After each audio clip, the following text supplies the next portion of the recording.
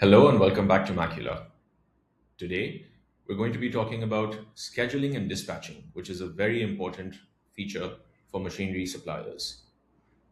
When you have a work order, it needs to be planned in so that your customers know when your engineer is going to arrive. Your engineers need to know when and where they need to be and what work they need to carry out. Macula's field service makes this very easy to do. Within the scheduler module, you have a list of all your unscheduled work orders. At the same time, you have a list of all your engineers in a calendar view to see what work they have assigned over the next week, day, month, however you like to visualize this. We're going to look at a monthly calendar for each engineer right now and see how we're going to schedule things. A few things that you can do before we get into scheduling work is you can mark vacation, sick leaves, or just days when your engineers are unavailable so that you know better than to assign work to them on those days. The scheduler view, these work orders that you see, you can view them either by work order title, or let's say if you just needed to schedule something for a particular company, you could view them by company name. So I can see this work order belongs to Ford Technique Meyer. This is for Acme Sunrise Packaging, Amber Industries, and so on. Let's look at it with the work order title. Now, if I further wanted to filter this by certain criteria, I could simply click filter by and then filter against all these objects, which are basically a mix of system fields from Macula, like your work order type, statuses, company, assets, or custom fields across many of your objects. How the scheduler works is very simple. We understand that there is first a planning phase, and then once the plan is set, you then want to send notifications out to your engineers and your customers for that matter, so that both parties know when the work needs to be carried out. You see two kinds of work orders on the scheduler right now. This one with a solid fill is something that's already been published. For this work order, Benjamin Novak has already received a notification saying he has to complete the work order belt tension check for Acme Sunrise Packaging for the asset Ignis Force from the 5th to the 6th of March 2026.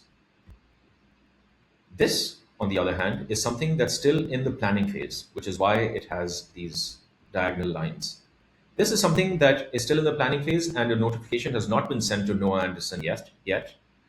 And I can move this around without sending any unnecessary notifications to any team members.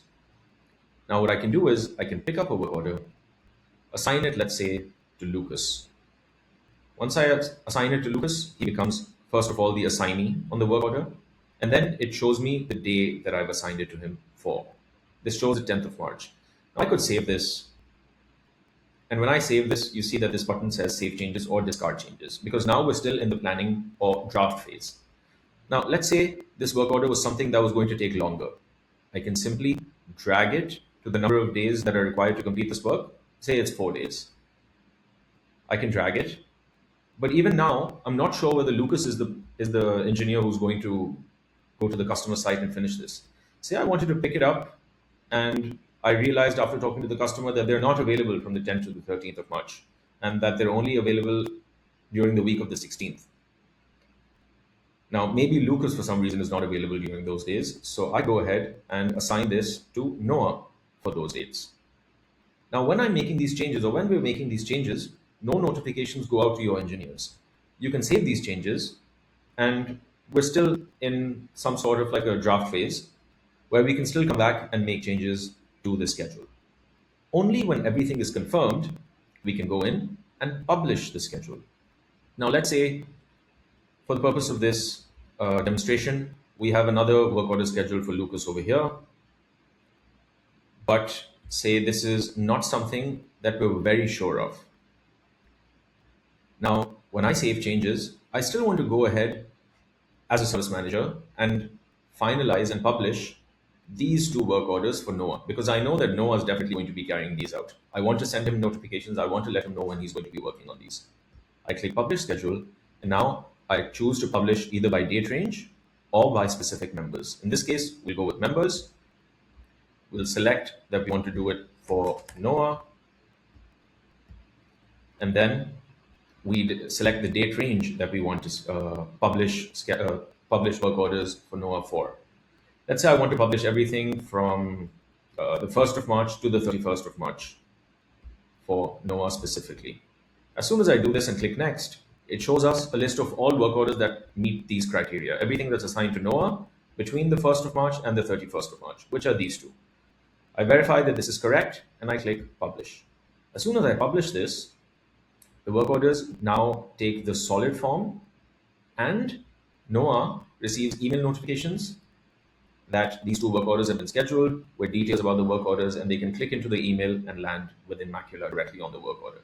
At the same time, we see that Lucas's work order is still in draft mode because we chose not to publish that. I can still go ahead and pick it up, make changes, move it around, extend the duration of this work order, move it to another week. And while I make all these changes in the planning or draft phase, Lucas does not get bothered by any unnecessary notifications. That's all for scheduling and dispatching. If there's any other information on other features you're looking for, feel free to check out our other videos. Thank you.